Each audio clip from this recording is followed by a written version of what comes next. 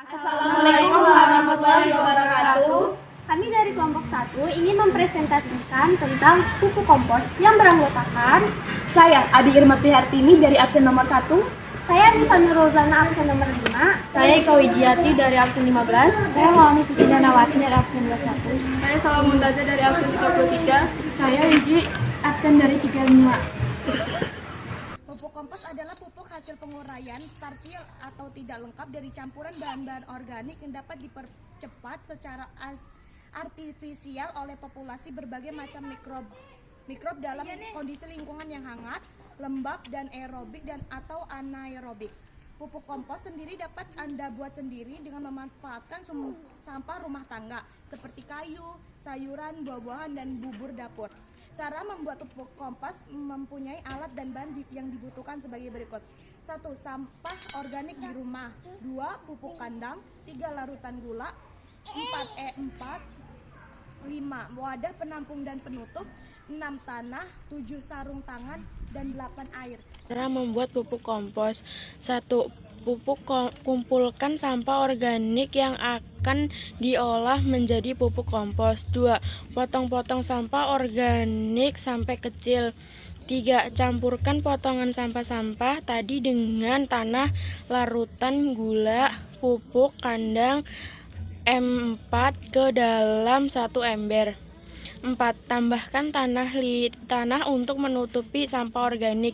5. Siram permukaan tanah yang menutupi sampah organik dengan air secukupnya.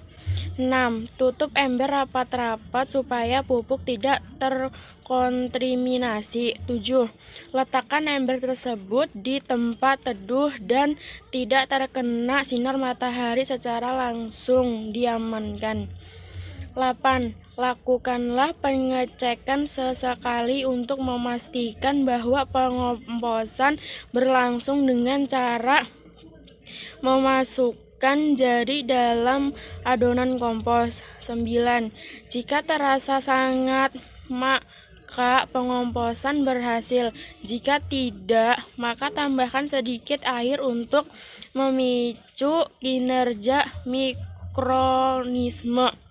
10. Setelah 3 bulan penyimpanan, kompos organik dapat Anda panen. Sifat fisika. Kompos memperbaiki struktur tanah yang semula padat menjadi gembur sehingga mempermudah pengolahan tanah.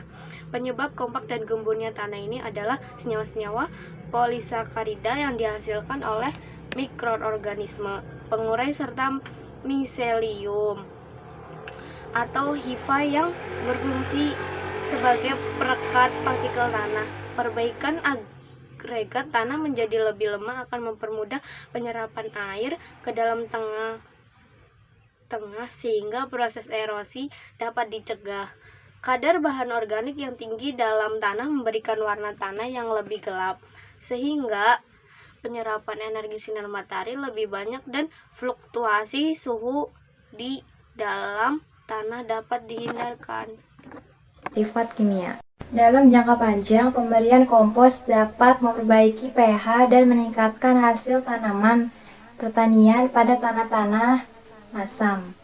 Pada tanah-tanah yang kandungan P tersedia rendah, bentuk fosfat organik mempunyai peranan penting dalam penyediaan hara tanaman karena hampir sebagian besar P yang diperlukan tanaman terdapat pada senyawa P organik.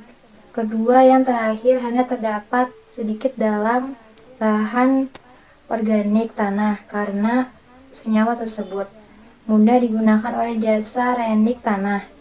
Turunan senyawa-senyawa tersebut sangat penting dalam tanah, terdapat dalam jumlah relatif tinggi, tetapi yang dikomposisinya lambat ialah inositol. Alkalin terbentuk inositol fosfat dengan Ca atau Mg, sedangkan pada tanah masam dengan Al atau Fe. Oleh karena itu, penambahan kompos dalam tanah dapat meningkatkan nilai KTK tanah. Peranan bahan organik yang juga penting pada tanah ialah kemampuannya bereaksi dengan ion logam untuk membentuk senyawa kompleks.